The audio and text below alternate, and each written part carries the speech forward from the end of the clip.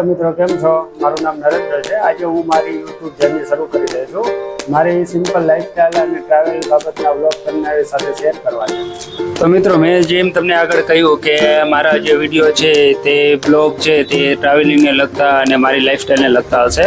તો આજે હું જઈ રહ્યો છું પાવાગઢ અને તમે જોઈ શકો છો રાતનો ટાઈમ છે। અમે રાત્રે સુરેન્દ્રનગરથી છે એ લગભગ 1 વાગ્યાની આજુબાજુ નીકળ્યા હતા અને અત્યારમાં તમે જોવો છો સવાર પડી ગઈ છે, લગભગ 8 વાગી ગયા છે। અહીંયા પહોંચતા રસ્તામાં એક બે જગ્યાએ રોકાયા હતા અને અત્યારે અમે અહીંયા પહોંચી ગયા છીએ અને અમારી કાર છે નીચે રાખીને અમે આ તુફાન ગાડીમાં ટ્રાવેલિંગ કરી રહ્યા છીએ। અને આ તમે અહીંનો નજારો જોઈ શકો છો, સામેથી બધી તુફાન ગાડીઓ આવી છે અને અમે જે ગાડીમાં બેઠા છીએ તે પણ તુફાન જ છે, કેમ કે અહીંયા મોસ્ટ ઓફલી આ બધી તુફાન ગાડીઓ જ ચાલે છે। બીજી કોઈ ગાડીઓ છે એ આ પહાડી વિસ્તારમાં ચાલી શકતી નથી અને ચાલે તો પણ બગડવાનો વધારે ચાન્સ રહે છે। એટલે બધા લોકો ગાડી નીચે પાર્ક કરીને આ તુફાન ગાડીમાં બેસીને માચી જે કહેવાય છે ત્યાં લગી બધા જતા હોય છે। ને અહીંયા આજુબાજુ તમે નજારો જો કેટલો બધો મસ્ત નજારો છે, આજુબાજુ પહાડો દેખાય છે, આ બધી એકદમ હરિયાળી દેખાય છે।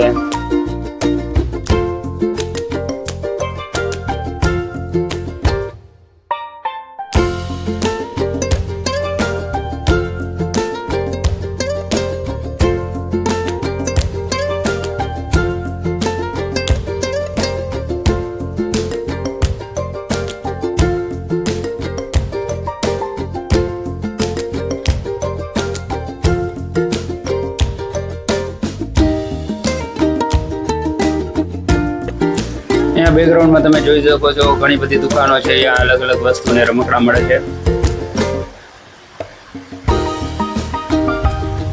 અને આ જોઈ રહ્યા છો આપણે ઉપર ઓલરેડી આવી ગયા છીએ અને કાળકામાનું મંદિર છે જે તમને અંદર પણ દર્શન કરાવીશ।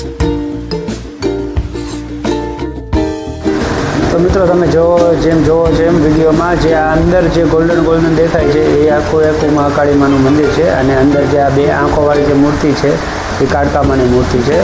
તો તમે બધાના દર્શન કરી શકો છો અને જો કેટલું બધું ટ્રાફિક છે। અમે ઉપર ચડ્યા તો એકદમ બહુ ભીડ હતી, દર્શન કરવાની માન જગ્યા મળી છે। ઘણા લોકો મોબાઈલથી બધા ફોટા પાડી રહ્યા છે અને વિડીયો શૂટિંગ પણ કરી રહ્યા છે। ઘણા બધા લાઈવ કોલમાં પણ એમને ઘરે પણ દર્શન કરાવી રહ્યા છે। અને આ જોઈ રહ્યા છો આપણે કેટલું મસ્ત મજાની ધજા ઉપર છે, ડુંગર ઉપર છે ત્યાં મંદિરની ઉપર ધજા ફરકી રહી છે મસ્ત મજાની। અને આખું મંદિર છે એકદમ બહુ જોરદાર બનાવ્યું છે।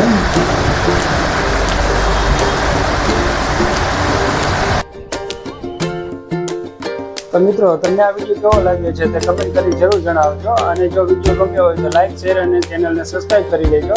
ને મળીએ એક નવા વિડીયોમાં, ત્યાં સુધી બધાને જય માતાજી।